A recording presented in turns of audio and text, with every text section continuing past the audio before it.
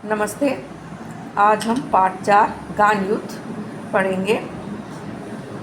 इतिहास प्रसिद्ध गायकों तानसेन और बैजू बावरा से संबंधित इस कहानी में कुशल कहानीकार सुदर्शन जी ने दोनों गायकों के गायन का मुकाबला बड़े सुंदर ढंग से चित्रित किया है। तानसेन अकबर के दरबार में मुख्य गायक थे, परंतु बहुत घमंडी थे। उन्होंने आगरा की सीमा में गायकों के प्रवेश पर रोक लगा दी थी। बैजू बावरा ने तानसेन को गायन युद्ध में परास्त कर उनका अभिमान तोड़ दिया। तो कहानी इस प्रकार है। सवेरे का समय था। 12 घंटों के लगातार संग्राम के बाद प्रकाश ने अंधकार पर विजय प्राप्त की थी। इस आनंद में बाग के फूल झूम रहे थे और पक्षीगण मधुर संगीत में मस्त थे। वृक्षों की शाखाएं सुगंधित पवन में खेल रही थी और पत्ते हर्ष से तालियां बजा रहे थे। प्रकाश का राज्य था और सर्वत्र आनंद की वर्षा हो रही थी। इतने में साधुओं की एक मंडली नगर के अंदर पधारी। ये स्वतंत्र प्रकृति के ईश्वर भक्त थे और हरि भजन में तल्लीन होकर संसार का परित्याग कर चुके थे। जो संसार को त्याग चुके थे उनको सुर ताल की क्या परवाह थी। कोई सुर ऊपर चढ़ाता था, कोई मुंह से गुनगुनाता था।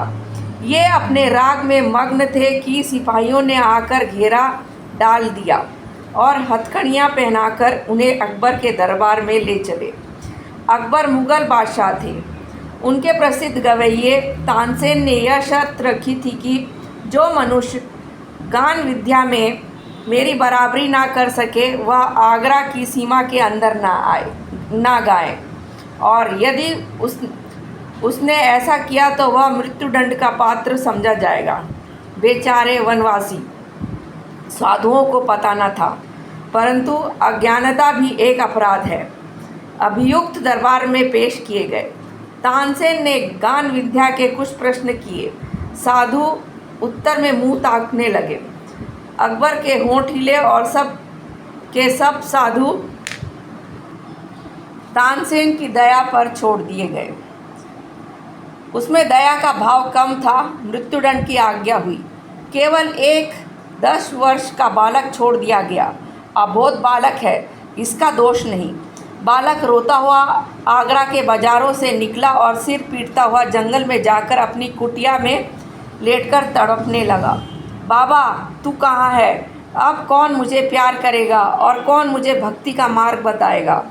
मेरे बाबा को छीन लिया और मुझे इस अथाह सागर संसार में अनाथ बनाकर छोड़ दिया।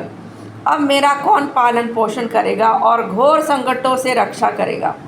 इन्हीं विचारों में डूबा हुआ बालक देर तक रोता रहा। इतने में खड़ाऊ पहने हुए, हाथ में माला लिए हुए, राम राम जपते बाबा शंकरानंद कुटिया के अंदर आए और कहने लगे, बैजू बेटा, अशांत मत हो। बैजू घबराकर उठा और महात्मा के चरणों से लिपट गया।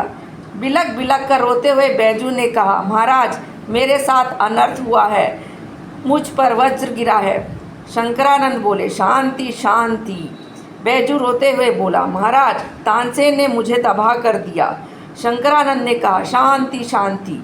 बैजू ने चरणों से लिपटकर कहा, गुरुवर, शांति जा चुकी है।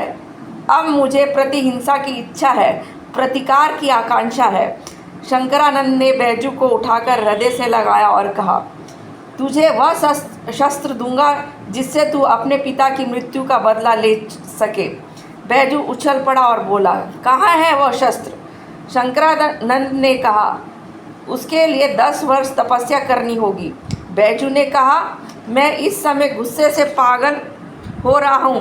10 वर्ष क्या, मैं जीवन भर विपत्तियाँ उठाऊँगा, कस सहूँगा, भक्ति करूँगा, तप करूँगा, परंतु वह शस्त्र अवश्य लूँगा जिससे प्रतिहिंसा की अग्नि शांत हो जाए। क्या 10 वर्ष के बाद वह मिल जाएगा? शंकरानंद ने कहा, हाँ। बैजू झुक गया। आप साक्षात ईश्वर हैं, आपका उपकार आजन्म नहीं भूलूंगा। इस घटना को 12 वर्ष बीत गए। जगत में बहुत से परिवर्तन हो गए। कई बस्तियां उजड़ गई, वन बस गए, बूढ़े मर गए, नए लोग पैदा हो गए। जो तरुण थे उनके केश श्वेत हो गए। बैजू बावरा तरुण हो चुका था और गान विद्या में दिन ब दिन आगे बढ़ रहा था। उसके स्वर में जादू था और तान में एक आश्चर्यमयी मोहिनी आ गई थी।